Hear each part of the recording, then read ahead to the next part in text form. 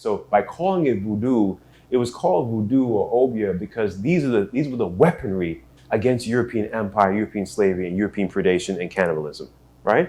This was their power source. Planters throughout the Americas, slavers throughout the Americas were uneasy and did not sleep well because of so-called obeah and voodoo, right? And so by making African people believe that their own spiritual culture, their own spiritual weaponry and technologies were in fact devilish or demonic, and this thing over here, Christianity, is pure, holy, and sacred, is to get people out of their power base. In other words, think of it this way, in a crude but hopefully helpful example. It's like, when children will dupe each other out of their money, they'll say, in poor metaphor, but I'm sure your viewers understand, is what happens. Getting people out of their righteous mind is how you get them out of their power base. How do you get them? Essentially, that's how you make someone a slave, right? Slavery, again, is a power dynamic.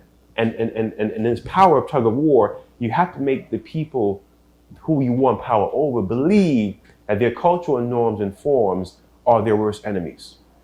Keyword believe, right? And you do that by making something shiny and alluring and seductive being the what? Frame of weapons for desire, right? But not simply desire, but desire through violence, right? You'll desire this through violence, right? And so it's through that or those processes. And so it's through that or those processes that we end up, people of African ancestry, seeing obeah as wickedness solely or only. Yes, it was wickedness for the overseer, wickedness and evil for the planter, right? Giving them voodoo did, but of course these are power bases that these European white folks were terrified about. In fact, all throughout the Caribbean in the 18th, 19th century, there were at least a dozen or more laws on obeah and so-called voodoo punishable by death. Now, you don't enact those laws for something that is superstition.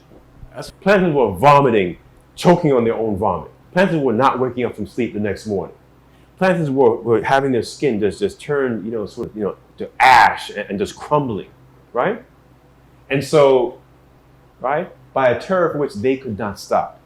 Because it wasn't a terror that was simply brought on by bearing arms. It wasn't a terror that was brought on, but it was a terror that was unseen but felt. That was known but you can't taste, touch, or see. That is the worst terror. An enemy you can't see is the most terrifying, restricting kind of